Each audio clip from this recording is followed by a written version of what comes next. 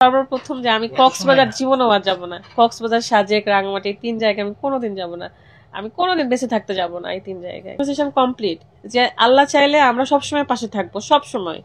কারণ সে আমার ছেলের মতো ছিল, আর একটা ছেলে আছে, সেও আমার ছেলে। আর আয়ের উৎস বলতে কি যে আমার চাচা এবং চাচির মানে তার ছেলের টাকায় কখনো চলা লাগেনি। তারা যথেষ্ট ধনাঢ্য। আমার শ্বশুর বাড়ির সবাই আলহামদুলিল্লাহ অনেক ভালো। আপনারা সবাই জানেন, আমি মাঝে মাঝে ব্লগের মধ্যে বলি যে আমার অবস্থা, বাবার বাড়ির অবস্থা খারাপ হলেও কি আমার শ্বশুর বাড়ির অবস্থা আলহামদুলিল্লাহ ভালো। কোনোই শাওনকে জোর করি না, বরং শাওনেরই প্ল্যান, শাওনের ইচ্ছাই আমরা সবসময় পূরণ করতে চাইছি।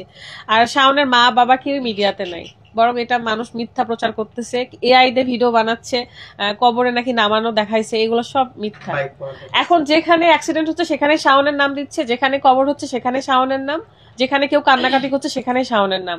এগুলো জাস্ট যারা ভিউ এর জন্য করতেছে তাদের কাজ ভাইয়া, এটা আমরা জানি না। নাটোর সিংড়া কত ঘন্টা লাগছে? 14 ঘন্টা প্লাস লাগছে আমাদের পৌঁছাতে। এই 14 ঘন্টায় ওই অ্যাম্বুলেন্সের আওয়াজটা শুনতে শুনতে গেছি। তো আমরাই লাশ নিয়ে গিয়ে তার বাবা মাকে পৌঁছায় দিয়েছি, তারা নিয়েছে।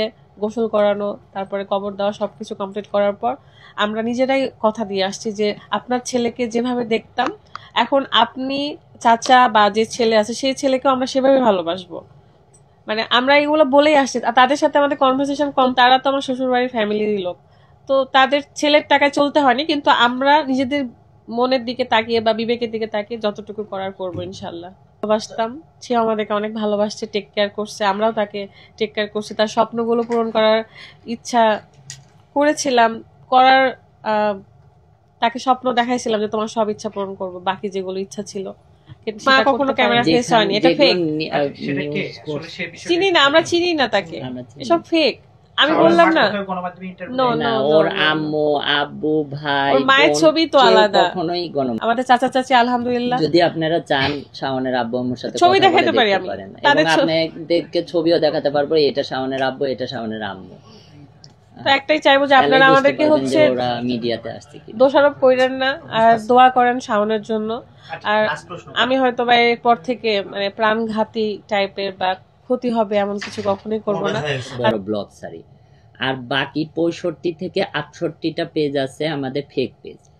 তো ওরা প্রত্যেক নিয়ত আমাদের ভিডিও ছাড়তেছে। আমাদের ওই 2টা পেজে দেখবেন যে এখন পর্যন্ত আমরা একটা আপডেট তো দূরে থাকুক, একটা মাইকে থেকে কিছু, কারণ আমরা ওই মন মানসিকতার মধ্যেই নাই। মানে আমরা ফুললি মানে একটা ট্র্যাক থেকে সিটকে পড়ে আছি। আমি তো সূর্যের আলো দেখলে আমার ভয় করতেছে এরকম, কারণ বাইরে যাব না। শাওনের সাথে আমার এমন একটা সম্পর্ক, শাওনের আমার চাচাতো ভাই, ও যখন প্রথম আমার কাছে আসে আজকে থেকে 2 বছর আগে, তো তখন থেকে 2 দিন আগে মানে ও মারা যাওয়ার 3 দিন আগে মানে 13 তারিখে ওর সাথে আমার কথা হয়েছে, ভাই শোনো তুমি যদি সরকারি কখনো চাকরি পাও তখন আমাকে ছেড়ে যেও, তাছাড়া কখনো যেও না।